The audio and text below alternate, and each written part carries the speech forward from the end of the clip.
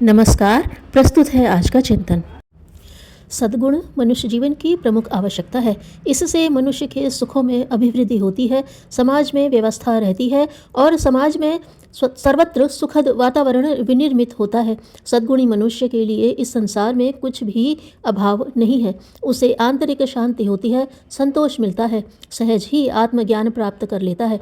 किंतु मनुष्य जिन परिस्थितियों में जन्म लेता है उसमें पूर्ण रूप से गुणयुक्त बने रहना प्रायः असंभव सा है।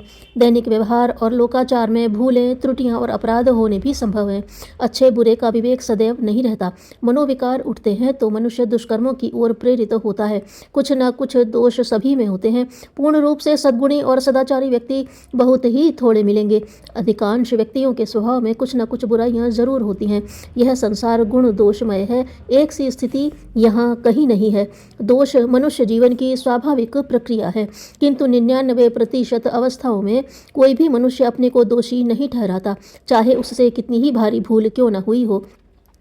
भूल को स्वीकार कर लेने में हानि कुछ भी नहीं है। अपना मन निर्मल हो जाता है और आगे जीवन के लिए स्वस्थ चित्त एवं जागरूक हो जाता है। किंतु दोष को जब दोष मानकर स्वीकार नहीं किया जाता तो मनुष्य का दुस्साहस उद्दीप्त होता है और उसे अपराध करने में ही आनंद आने लगता है।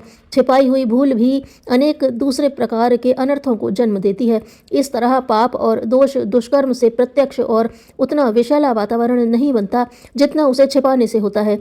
छिपाए हुए अस्वीकृत दोष की जड़ें मनुष्य के मस्तिष्क में गहराई तक प्रवेश करके मजबूत स्थिति बना लेती हैं, जो एक बार क्या बार बार दंड देने से भी दूर नहीं होती। बांध लगाकर रोके गए पानी की तरह उसे जिधर से भी असावधानी और कमजोरी दिखाई पड़ती है उधर से ही बार बार फूट पड़ता है। इससे मनुष्य की अशांति बढ़ती है। सारी शक्ति इस शक्ति के अपव्यय की चौकसी में ही खर्च होती रहती है और रचनात्मक या गुणात्मक जीवन के सारे सुख और आनंद तिरोहित हो जाते हैं। आत्मकल्याण के इच्छुक को मनोगत दोषों को सुधारने में बहुत परेशान होना पड़ता है, किंतु यदि इन दोषों को प्रकट कर दिया जाए तो मस्तिष्क का बहुत सा बोझ हल्का हो जाता है और आत्म विकास का नैतिक पथ प्रशस्त होने लगता है।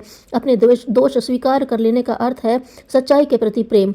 सच्चाई मनुष्य के बाह्य आंतरिक विकास में परमोपयोगी गुण है। अगर सच्चाई न हो तो मनुष्य एक पग भी आगे नहीं बढ़ सकता। सच्चाई प्रथम आवश्यक वस्तु है, उसका परित्याग कर देने से विश्वात्मा की अनुभूति संभव नहीं हो सकती। मनुष्य डरा डरा सा रहेगा, झूठ में हृदय कांपता है, चारों ओर से कोई न कोई उंगली ही उठाता जान पड़ता है। हर संकेत पर, प्रत्येक इशारे पर यही संशय होता है कि कोई अपनी बुराई कर रहा है, चाहे वहाँ बात किसी अन्य पुरुष की चल रही हो। निर्भीकता सच्चाई में होती है। जिसे सच बोलने का अभ्यास होगा वह भला किसी की निंदा से क्यों घबराएगा। सच्चे आदमी सदैव साहसी होते हैं। संत सुकरात कहा करते थे, जो अपने आप को व्यक्त कर सकता है उसे मैं सर्वोपरि साहसी मानता हूँ।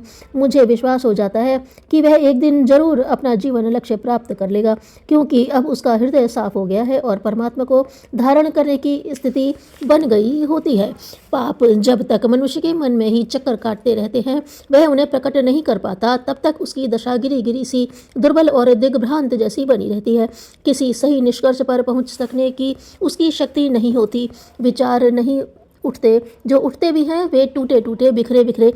ऐसा गतिशील विचार प्रवाह उसमें नहीं आता जो वह कुछ विशेष कार्य कर सके। इसलिए मनुष्य के मन में जब तक दोषों की विचार तरंगें उठती हैं तब तक वह उतने ही सीमा क्षेत्र में घूमता रहता है। उसकी दृष्टि अंतर्मुखी नहीं हो पाती, बाह्य जीवन के सुखोपयोग की चाह पर ही टकराया करता है। इस स्थिति के रहते मनुष्य का सामान्य जीवन क्रम भी व्यस्त और विश्रृंखलित ही बना रहता है। उसके जीवन में सच्चा आनंद नहीं उमड़ पाता। अतः अपनी बात को भी प्रकट होने का अवसर देना चाहिए, अपने दोषों को भी कबूल कर लेना चाहिए, ताकि यह स्पष्ट हो जाए कि सच्चाई के प्रति आप में साहस है और दुर्गुणों को आप अच्छी दृष्टि से नहीं देखते, चाहे वह अपने ही क्यों न हो। बुराई के लिए लज्जा की अनुभूति होनी ही चाहिए। अपनी बातों को ठीक मानने का अर्थ तो यही होता है कि दूसरे सब झूठे हैं।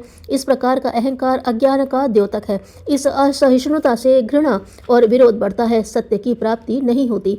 सत्य की प्राप्ति तभी संभव है जब हम अपनी त्रुटियों, भूलों और कमियों को निष्पक्ष भाव से देखें।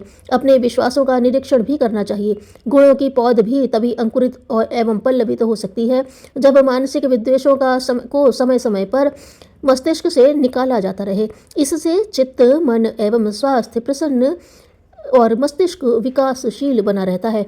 मन की भरी हुई बुराइयों की सड़ांध से कुछ कम घातक प्रभाव पर दोष दर्शन का नहीं होता। यह ठीक पहली स्थिति जैसी ही खतरनाक बात है।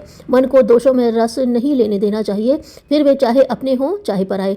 गुणों का चिंतन न करें, केवल अवगुणों पर ही दृष्टिपात करें, तो अपना प्रत्येक परिजन भी अनेक बुराइयों दोषों से ही ग्रस्त दिखाई देगा। अतः स्नेह, आत्मीयता, सौजन्यता तथा प्रेम पूर्ण व्यवहार में कमी आएगी, जिससे जीवन में सुखों का अभाव हो जाएगा। अपने बच्चों के छोटे मोटे दोष भूल जाने की पिता की दृष्टि ही सच्ची होती है। माँ यदि बेटों की गलतियाँ ढूंढा करें तो उसे दंड देने से ही फुर्सत न मिले।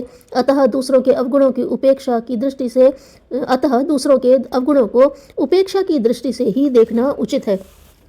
जिसे उचित अनुचित का विचार है, वही वास्तव में जीवित है।